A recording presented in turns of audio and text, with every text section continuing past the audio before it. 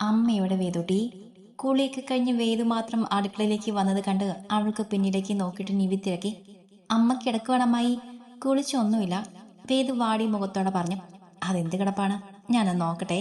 നീ ഇവൾക്ക് കഴിക്കാൻ എടുത്തു കൊടുക്കും നിവി. വേദു പറഞ്ഞു കേട്ട് തെല്ലൊരു ദേഷ്യം തോന്നിയ അഞ്ചു നിവിയോട് പറഞ്ഞിട്ട് ചവിട്ടി തുള്ളിക്കൊണ്ട് ആര്യയുടെ അടുത്തേക്ക് പോയി. മേമേ, അമ്മ വഴക്ക് പറയോ അമ്മായി? അമ്മ ഇപ്പോഴും കരയുവാണ്. എന്തിനാ കരയിക്കണേ? പാവല്ലേ എന്റെ അമ്മ? നിറഞ്ഞ കണ്ണുകളുടെ നിവിയെ നോക്കി ചോദിച്ചു വേദു. എന്റെ വേദമോള് ഇങ്ങി വായു, അമ്മായി പറയട്ടെ. വേദനം ചേർത്ത് പിടിച്ച് പറഞ്ഞിട്ട് അവൾക്ക് കഴിക്കാനുള്ളതും എടുത്തുകൊണ്ട് വീടിന് പിന്നിലെ തിണ്ണയിലേക്ക് വന്നിരുന്നു. നിവി അവൾക്ക് അടുത്തായിരുന്നു കണ്ണു തുടച്ചു വേദു. ആ കുഞ്ഞിന്റെ സങ്കടം കാണെ നിവിക്കും കണ്ണുകൾ നിറഞ്ഞുപോയി.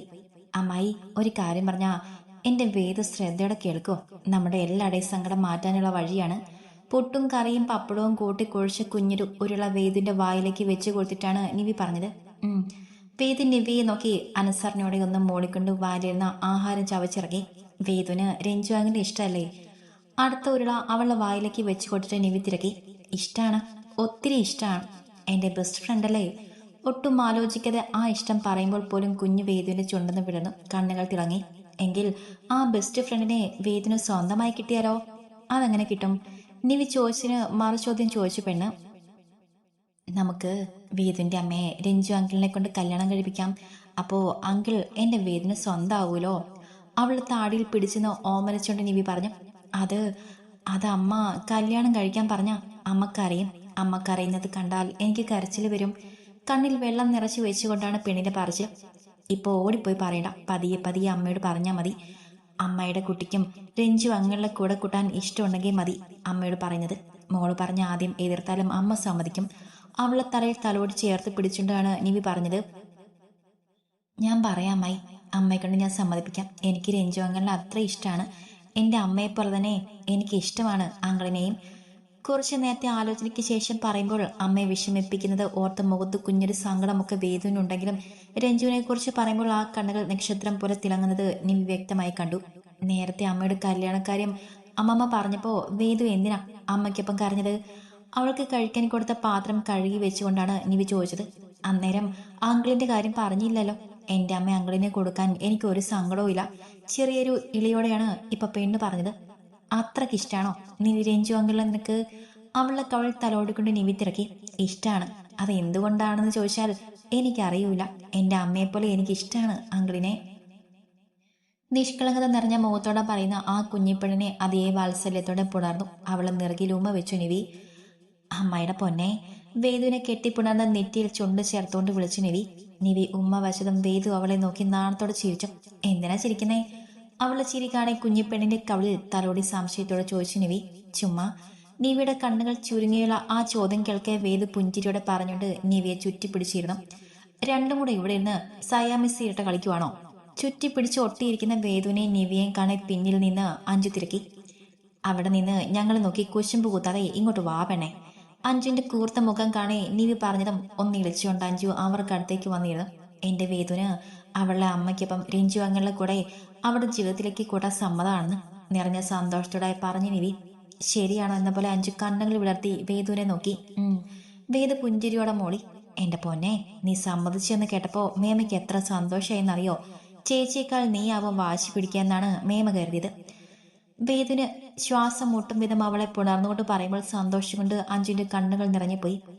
രഞ്ജു അങ്കിൾ ആയതുകൊണ്ട് മാത്രമാണ് ഞാൻ സമ്മതിച്ചത്. അങ്കിളിനെ എനിക്ക് അത്രയ്ക്ക് ഇഷ്ടമാണ്. നിന്റെ അമ്മയ്ക്ക് വേണ്ടി മാത്രമല്ല മോളെ ഈ കല്യാണം, നിനക്ക് കൂടെ വേണ്ടിയാണ്. നിങ്ങളെ രണ്ടാളെയും ഒരുപോലെ വിശ്വസിച്ച് ഏൽപ്പിക്കാൻ ആ മനുഷ്യനെ അല്ലാതെ മറ്റാരെയാണ് ഞങ്ങൾ കണ്ടെത്തുക? ഇപ്പൊ ചേച്ചിക്ക് അവളോട് ദേഷ്യമൊക്കെ തോന്നും. അതൊന്നും സാരിയില്ല. കുറച്ച് കഴിയുമ്പോൾ നിങ്ങൾ അമ്മയും മോളും അങ്കിളുമൊക്കെ ഹാപ്പിയായി ജീവിച്ചു തുടങ്ങുമ്പോൾ ഞങ്ങളോടുള്ള ഈ ദേഷ്യമൊക്കെ മാറിക്കോളും. വേദുവിന്റെ തലയിൽ തലോടിക്കണ്ട അഞ്ചു പറഞ്ഞു. എനിക്കറിയാലോ അങ്കിളിനെ. അങ്കിളിന്റെ കൂടെ കൂടിയാൽ എന്റെ അമ്മ ഹാപ്പിയാകും. എന്റെ അമ്മ അവിടെ ആയിരുന്നപ്പോൾ എന്തോരം കരഞ്ഞിട്ടുണ്ടെന്നോ. ഞാൻ ഉറങ്ങിക്കഴിഞ്ഞാണ് കരയുക. എപ്പോഴും ഞാനത് മനസ്സിലാക്കി ചോദിച്ചതോടെ അമ്മ പിന്നീട് ഞാനുള്ളപ്പോൾ കരയാതെയായി. ഞാൻ കാണാതെ കരഞ്ഞു തീർത്തിട്ടുണ്ടാകും. എന്റെ അമ്മ ആരോടൊന്നും പറയില്ല. ആരും ഒന്നും അറിയുന്നത് അമ്മയ്ക്ക് ഇഷ്ടമല്ല. അത്രയ്ക്ക് പാവാണ് എന്റെ അമ്മ. ആ അമ്മയ്ക്ക് ഇനിയെങ്കിലും സന്തോഷം വേണം. ആ സന്തോഷം കൊടുക്കാൻ രഞ്ജു അങ്കിൾ മതി. ഒരു തീർപ്പ് പല പറഞ്ഞു നിർത്തി വേദു. ചേച്ചി വിളിച്ചില്ലേ അഞ്ജു നീ? നിവി പെട്ടെന്ന് ഓർത്ത പോലെ തിരക്കി. വിളിച്ചോ? കുറെ എന്തൊക്കെയോ പറഞ്ഞു കരഞ്ഞു. പിന്നെ ഞാൻ സമാധാനിപ്പിച്ച് കുളിക്കാൻ പറഞ്ഞു വീട്ടിട്ടാണ് വന്നത്. കരയട്ടെ. ഉള്ളിലെ സങ്കടങ്ങളൊക്കെ നല്ലോണം കരഞ്ഞു തീർക്കട്ടെ. എൻ്റെ ഏട്ടനൊപ്പം ജീവിക്കാൻ തുടങ്ങിയാൽ പിന്നെ ചേച്ചിക്ക് സങ്കടപ്പെട്ട് കരയേണ്ടി വരില്ല. ആ മനുഷ്യൻ അറിഞ്ഞുകൊണ്ട് ചേച്ചിയെ കരയിക്കില്ല. പറയുമ്പോൾ തൻ്റെ ഏട്ടനോടുള്ള സ്നേഹവും വിശ്വാസവും നിറഞ്ഞു നിന്നിരുന്നു നിവിയിൽ. ആന്റി, ആന്റി, വാതിൽ തുറന്നേ. 11 മണിയായിട്ടും മുറിക്ക് പുറത്തിറങ്ങാതിരിക്കുന്ന രാധികയുടെ മുറിയുടെ വാതിൽ മുട്ടി വിളിച്ച് നിവി. എന്താ എന്താ വേണ്ടത് നിവി നിനക്ക്? അടഞ്ഞ ശബ്ദത്തിൽ ഇടർച്ചയോടെ തിരക്കി രാധിക. ആന്റി പുറത്തേക്ക് വന്നേ, എന്തെങ്കിലും കഴിക്കണ്ടേ? നേരെ ഒരുപാടായി. നീ വാതിലോട് ചേർന്നെന്ന് പറഞ്ഞു. എനിക്ക് വിശപ്പില്ല, നീ പോയി എന്തേലും കഴിക്കാൻ നോക്ക് നിവി. അടഞ്ഞതെങ്കിലും അല്പം കടുപ്പമുണ്ടായിരുന്നു ആ പറഞ്ഞതിൽ. ആന്റി വാശി കാണിക്കലേ. മരുന്നൊക്കെ കഴിക്കുന്നയാൾ ആഹാരം കഴിക്കാതെ ഇങ്ങനെ വാശി കാണിക്കാമോ? ആന്റി കഴിക്കാതെ ചേച്ചി കഴിക്കോ? ഞങ്ങളും കഴിക്കില്ല. എല്ലാവർക്കും കൂടെ പട്ടിണി കിടക്കാം. അടഞ്ഞു കിടക്കുന്ന വാതിൽക്കൽ നിന്ന് പറഞ്ഞിട്ട് തിരിഞ്ഞ് നിവി തന്നെ നോക്കി കൈയും കെട്ടി നിൽക്കുന്ന അബിയെ കാണേ താനെന്തോ തെറ്റ് ചെയ്ത പോലെ വല്ലായ്മയുടെ മുഖം കുനിച്ചു കളഞ്ഞു. മുഖം കുനിച്ചു നിൽക്കുന്ന നവിയെ ഒരു നിമിഷം നോക്കി നിന്നിട്ട് അബി മുന്നോട്ട് വന്നു. നിവി പിന്നിലേക്ക് നീങ്ങുന്നതും അവർ രാധികയുടെ റൂമിന്റെ വാതിൽ മുട്ടി വിളിച്ചു. അമ്മാ, അമ്മ, വാതിൽ തുറന്നേ. ഞാൻ പറഞ്ഞല്ല അബി, എനിക്ക് വിശപ്പില്ല, നിങ്ങൾ കഴിച്ചോ. വീണ്ടും അത് തന്നെ പറഞ്ഞു അവർ. അമ്മ എന്നെ വെറുതെ എല്ലാവരുടെയും കൂടെ ദേഷ്യം പിടിപ്പിക്കലേ. ഇറങ്ങി വന്നേ. വാതിൽ ഉച്ചത്തി മുട്ടിക്കൊണ്ടാണ് അബി പറഞ്ഞത്. നീ വെറുതെ ഒച്ച വയ്ക്കണ്ട അബി, എനിക്ക് വിശപ്പില്ലെന്ന് ഞാൻ പറഞ്ഞു. ഒട്ടും വിട്ടുകൊടുക്കാതെ രാധികയും പറഞ്ഞു. അമ്മ ആഹാരം കഴിച്ച് മരുന്നും കഴിച്ചിട്ട് മുറി അടച്ചിരിക്കെ. ഇങ്ങനെ പട്ടിണി ഇരുന്ന് ആലോചിച്ചു കൂട്ടി ഓരോന്നും വരുത്തി വെക്കലേ. പറയുമ്പോൾ അബിക്ക് വേദനയോ ദേഷ്യമൊക്കെ തോന്നി. പണ്ട് അച്ഛൻ മരിച്ചപ്പോൾ അത് അംഗീകരിക്കാനാവാതെ മനസ്സ് തകർന്നു പോയതാണ്. അന്ന് മുതൽ ഓരോ നിമിഷവും കരുതലോടെയാണ് അമ്മയെ നോക്കുന്നത്. ഇതിനിടയിൽ കേസിൽപ്പെട്ടപ്പോഴും ആ കാര്യത്തെക്കാൾ വേദനിച്ചത് അമ്മ തകർന്നു പോകുമോ എന്നോർത്തായിരുന്നു.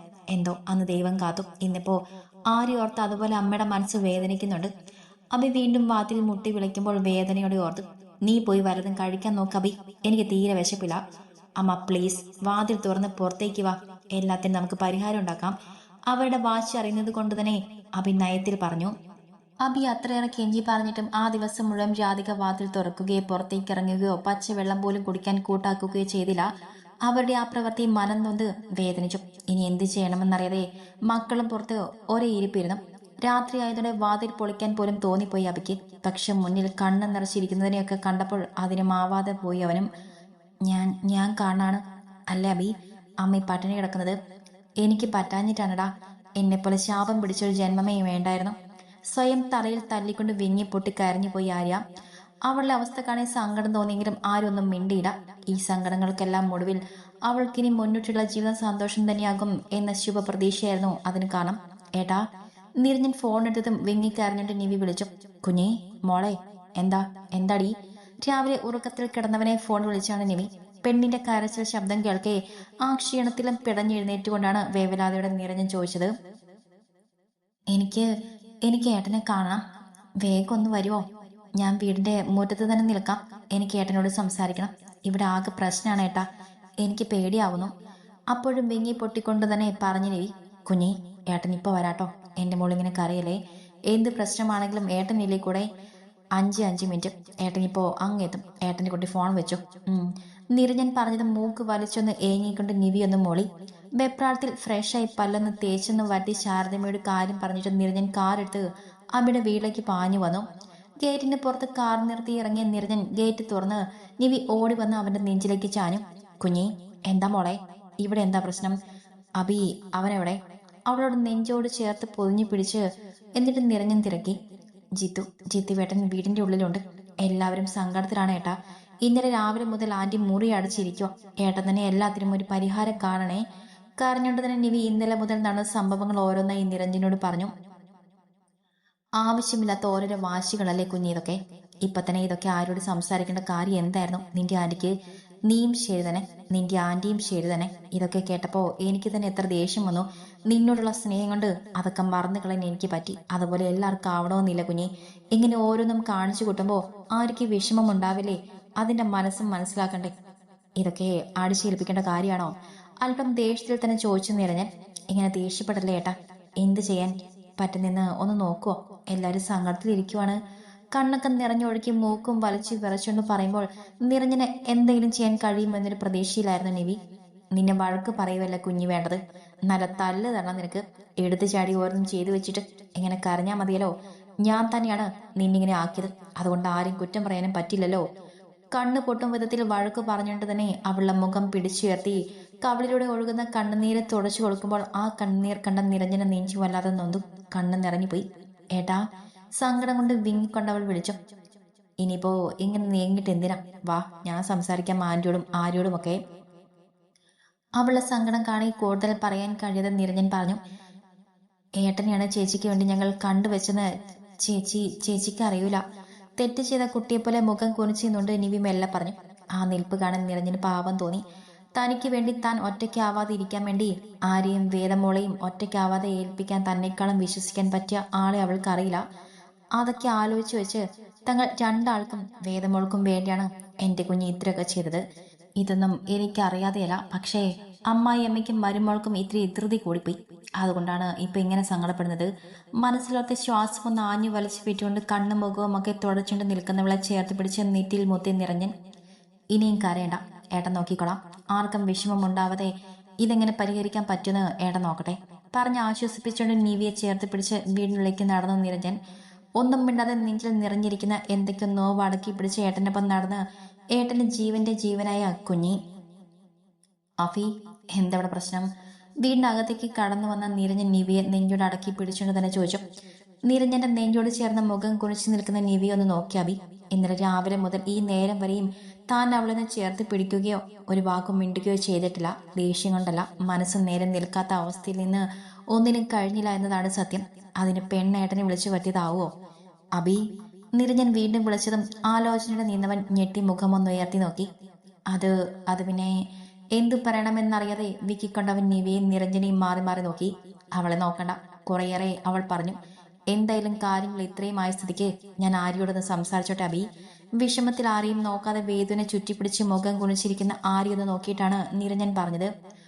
അവൻ പറഞ്ഞ കേൾക്കെ വേദു പുഞ്ചിരിച്ചെങ്കിൽ ഇന്നലെ ജോലിക്ക് പോവാത്തതിനെ കുറിച്ചാകോ അവന് പറയാനുള്ളതെന്നൊരു വല്ലായ്മയുടെ ആര്യ മുഖം ഉയർത്തി എല്ലാരെയും ഒന്ന് നോക്കി. ആര്യ, ഞാൻ പുറത്തുണ്ടാകും, ഒന്നങ്ങോട്ട് പാടൂ. ആര്യോട് പറഞ്ഞിട്ട് വിഷമത്തിൽ നിൽക്കുന്ന അബിയും സന്തോഷത്തോടെ നിൽക്കുന്ന വേദനയെ നോക്കി കണ്ണെന്ന് ചിമ്മി കാണിച്ചുകൊണ്ട് നിരഞ്ജൻ മുറ്റത്തേക്ക് ഇറങ്ങി. അബി, ആര്യ മെല്ലെ അവന്റെ കയ്യിൽ ചുരുണ്ടി വിളിച്ചു. ചെല്, ആളിന് എന്തോ സംസാരിക്കാനുണ്ടെന്നല്ലേ പറഞ്ഞത്? എന്താണെന്ന് കേട്ടിട്ട് വാ.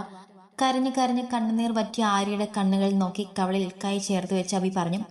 നിരഞ്ജന്റെ അടുത്തേക്ക് ചെല്ലാൻ അബി പറഞ്ഞെങ്കിലും ഉള്ളിൽ ഉണർന്ന ചെറിയൊരു പേരുടെ ആലോചിച്ചു. ആര്യ, ചെല്ലടി, ആളിന് പുറത്ത് നിൽക്കുവല്ലേ, എന്താ പറയാണെന്ന് കേട്ടിട്ട് വാ.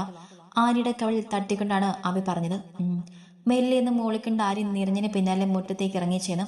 മുറ്റത്ത് നിൽക്കുന്ന നിത്യ കല്യാണിയുടെ അടുത്ത് അതിൽ നിറഞ്ഞു നിൽക്കുന്ന പൂവ് നോക്കി നിൽക്കുന്ന നിരഞ്ജനെ കാണി അവനെ എന്ത് വിളിക്കണമെന്നറിയാതെ ഒരു നിമിഷം നിന്നു. ആര്യ പറയുമ്പോൾ രഞ്ജിച്ചേട്ടൻ എന്നാണ് പറയുന്നതെങ്കിലും ഇതുവരെ നേരിട്ടൊന്നും വിളിച്ചിട്ടില്ല. ആ ആര്യ, എന്താ വന്നിട്ട് വിളിക്കാനിത്? നേർത്തൊരു അനക്കം കേട്ട് പിന്നിലേക്ക് തിരിഞ്ഞു നോക്കിയ നിരഞ്ജൻ കയ്യിലിരുന്ന പൂവ് നിലത്തേക്കിട്ട് ആലോചന നിൽക്കുന്നവരോട് തിരക്കി. അത് എനിക്ക് ആരെ എന്തു പറയണമെന്നൊരു വല്ലായ്മയുടെ മുഖം ഉയർത്തി അവനെ നോക്കി. ഏയ്, എന്തിനാണോ ടെൻഷൻ ആവുന്നത്? ഞാൻ ആര്യക്കറിയാത്ത ആളാണോ ഇങ്ങനെ പേടിക്കാൻ? അവളുടെ വെപ്രാളം കാണി ചെറു ചീറ്റോടെ നിരഞ്ജൻ പറഞ്ഞു. പേടിയൊന്നുമില്ല അമ്മയെക്കുറിച്ച് ആലോചിച്ചപ്പോൾ ടെൻഷൻ ആയതാണ്. വീടിനുള്ളിലേക്കൊന്ന് തിരിഞ്ഞു നോക്കിയിട്ടാണ് ആര്യ പറഞ്ഞത്. വിവാഹത്തിന് കാര്യം പറഞ്ഞതിന് ആര്യയ്ക്കമ്മയുടെ ദേഷ്യം തോന്നുന്നുണ്ടോ? അവളുടെ കണ്ണുകളിലേക്ക് നോക്കി നിരഞ്ജൻ തിരക്കി. ഇല്ല, എനിക്ക് അമ്മയുടെ ഒരു ദേഷ്യമില്ല. എൻ്റെ മോളുടെ കാര്യമാണെങ്കിലും ഞാനും ഒരമ്മ എന്ന നിലയിൽ ഇങ്ങനെ തന്നെ ചിന്തിച്ചേക്കും. ആര്യയ്ക്ക് മറുപടി പറയാൻ അതിൽ കൂടുതൽ ചിന്തിക്കാനുണ്ടായിരുന്നില്ല. പിന്നിപ്പോ ഇവിടെ എന്താ പ്രശ്നം? തൻ്റെ അമ്മയ്ക്ക് സഹോദരങ്ങൾക്കുമൊക്കെ താനിങ്ങനെ തനിച്ച് ജീവിക്കുന്നത് വിഷമാണോ? വല്ലായ്മയുടെ തന്നെ നോക്കി നിൽക്കുന്നവരോട് നിരഞ്ജൻ പറഞ്ഞു. ഞാൻ തനിച്ചല്ലോ, എൻ്റെ മോളിൽ എനിക്ക് കഴിഞ്ഞ കുറച്ചേറെ വർഷങ്ങളായി അവൾക്ക് വേണ്ടിയാണ് ഞാൻ ജീവിക്കുന്നത് തന്നെ. ഒട്ടും പതർച്ചയില്ലാതെ പറഞ്ഞു ആര്യ. അത് താൻ പറഞ്ഞത് ശരിയാണ്. തനിക്ക് മുന്നോട്ട് ജീവിക്കാൻ മോളുണ്ട്. വേദമോളെ ഓർക്കുമ്പോൾ എല്ലാവരോടും ഇതുപോലെ എതിർത്ത് നിൽക്കാൻ ആര്യയ്ക്ക് കഴിയും. പക്ഷേ എനിക്കോ അങ്ങനെ ആർക്കു വേണ്ടിയും ഒന്നിനു വേണ്ടിയും ഈ വിവാഹം വേണ്ടെന്ന് പറഞ്ഞൊഴിയാൻ എനിക്കാവില്ലല്ലോ.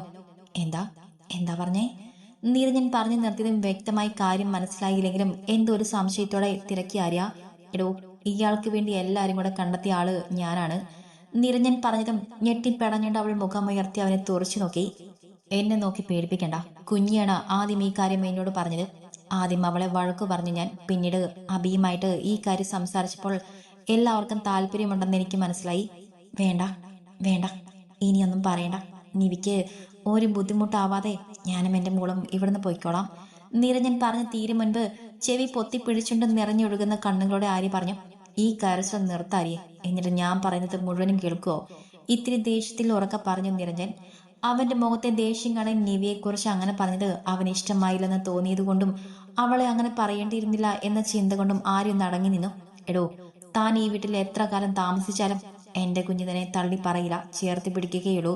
ബന്ധങ്ങൾ എന്താണെന്ന് നന്നായി അറിയുന്നവളാണ് എന്റെ കുട്ടി. എല്ലാരെയും ചേർത്ത് പിടിക്കാനേ അവൾക്കറിയൂ. പിന്നെ അവൾ സ്നേഹിക്കുന്നവർ സന്തോഷമായിരിക്കാൻ അവൾ ആഗ്രഹിച്ചു. അതിന് താൻ വേറെ അർത്ഥങ്ങളൊന്നും കണ്ടുപിടിക്കണ്ട. ഞാൻ ഒറ്റയ്ക്കാണ് എന്നതാണ് അവളുടെ ഏറ്റവും വലിയ വേദന. പക്ഷെ ഇനി ഒരാൾ എന്റെ ജീവിതത്തിലേക്ക് വന്നാലും അയാൾ ലക്ഷ്മിയെ പോലെ ആകുമോ എന്നൊരു ഭയം എന്റെ കുഞ്ഞിക്കുണ്ട്. തന്നെ അടുത്തറിഞ്ഞപ്പോൾ, തന്റെ ജീവിതത്തിൽ സംഭവിച്ചറിഞ്ഞപ്പോൾ നമ്മളെ ചേർത്ത് വെച്ചാൽ നമ്മൾ രണ്ടാളും സന്തോഷത്തോടെ ജീവിക്കുമെന്ന് അവൾ കരുതിയെന്ന് തോന്നുന്നു. മുഖം കുനിച്ചെന്ന് കേൾക്കുന്ന ആര്യൊന്ന് നോക്കിയിട്ട് നിരഞ്ജൻ തുടർന്നു. ഇനിയൊരു വിവാഹം എന്റെ വിദൂര ചിന്തകളിൽ പോലും ഉണ്ടായിരുന്നില്ല ആര്യെ. പക്ഷെ എന്റെ കുഞ്ഞെ, അവൾക്ക് ഞാൻ ഒറ്റയ്ക്കുള്ള ഈ ജീവിതം സഹിക്കാനാവില്ല. കുറച്ചേറെ പ്രശ്നങ്ങൾക്ക് നടുവിൽ നിൽക്കുമ്പോൾ, ഒരു പ്രണയ നഷ്ടത്തിന്റെ വേദന നെഞ്ചിൽ തെങ്ങി നിൽക്കുമ്പോഴാണ് അഭിമായി ഞാൻ എന്റെ കുഞ്ഞിയുടെ വിവാഹം നടത്തിയത്. അന്നൊരു എതിർപ്പും എന്റെ കുഞ്ഞ് പറഞ്ഞില്ല. ഏട്ടനെന്നും അവൾക്ക് നല്ലതേ ചെയ്യൂ, അതുകൊണ്ട് ഇതും നല്ലതാകും, അതുകൊണ്ട് ഏട്ടനെ അനുസരിക്കും എന്നാണ് എന്റെ മോൾ എന്നോട് പറഞ്ഞത്. അത് തന്നെ ഞാനും പറയുന്നു. തന്നെ എനിക്കായും എന്നെ തനിക്കായും കുഞ്ഞി കണ്ടെത്തിയിട്ടുണ്ടെങ്കിൽ അത് നല്ലതേ ഭാവിക്കുമെന്ന് നമുക്ക് കരുതിക്കൂടെ അറിയാം. എനിക്ക് ഞാൻ എൻ്റെ മോള് തൻ്റെ മാത്രം മോളല്ല ആര്യെ. വേദ, എൻ്റെ സ്വന്തമായിട്ടേ ഞാൻ അവളെ കണ്ടിട്ടുള്ളൂ. അതിപ്പോ അവളെൻ്റെ മോളാണോ, എൻ്റെ കുഞ്ഞെ പോലെയാണോ, എൻ്റെ ഫ്രണ്ടാണോ എന്നൊന്നും ഞാൻ ചികഞ്ഞ് നോക്കിയിട്ടില്ല. ഇനിയും അതങ്ങനെ തന്നെയായിരിക്കും. അവൾക്ക് ഞാൻ ആരൊക്കെയാണ് അതെനിക്കറിയാം. അവളുടെ കാര്യത്തിൽ താൻ ടെൻഷൻ അടിക്കണം. അവൾക്ക് തന്നെ മനസ്സിലാകും. നമുക്ക് നല്ല ഫ്രണ്ട്സായി ജീവിതം തുടങ്ങാമിടൂ. പിന്നീട് എപ്പോഴെങ്കിലും അത് മറ്റൊരു തലത്തിൽ മാറുന്നെങ്കിൽ അത് അന്നേരം നോക്കാം. താൻ നല്ലോണം ചിന്തിക്ക്, എന്നിട്ട് പതിയൊരു തീരുമാനമെടുക്ക്. നമ്മളെ ഒരുപാട് സ്നേഹിക്കുന്നത് കൊണ്ടാണ് നമുക്ക് നല്ലൊരു ജീവിതം ഉണ്ടാവാൻ നമ്മുടെ ചുറ്റിനുമുള്ളവർ അങ്ങനെ വാശി പിടിക്കുന്നത്. അപ്പോഴും കുനിഞ്ഞ മുഖത്തോടെ തളർന്നു പോലെ നിൽക്കുന്നവളെ നോക്കി അലിവോടെ പറഞ്ഞു നിരഞ്ജൻ. ആര്യയെ, ഇനിയും ഈ നിൽപ്പ് നിന്നാൽ അവൾ കുഴഞ്ഞു വീണു പോകുമെന്ന് തോന്നിയപ്പോൾ നിരഞ്ജൻ വിളിച്ചു. അവൾ നേർത്തൊന്നും മൂളി. ഇപ്പൊ ഒന്നും ആലോചിച്ച് മനസ്സ് കുഴപ്പിക്കണ്ട. സമയമെടുത്ത് ആലോചിച്ച് തീരുമാനമെടുത്താൽ മതി. തന്റെ തീരുമാനം എന്തായാലും ഞാൻ അതിനൊപ്പം നിൽക്കും. അമ്മയെ ഞാൻ പറഞ്ഞ് മനസ്സിലാക്കിക്കൊള്ളാം. താൻ ചെന്ന് എന്തെങ്കിലും കഴിക്ക്. നിരഞ്ജൻ അതും പറഞ്ഞും തലയാട്ടിക്കൊണ്ട് വേച്ച് അകത്തേക്ക് നടന്നു. ആര്യ അവൾക്ക് പിന്നാലെ തന്നെ നിരഞ്ജനും.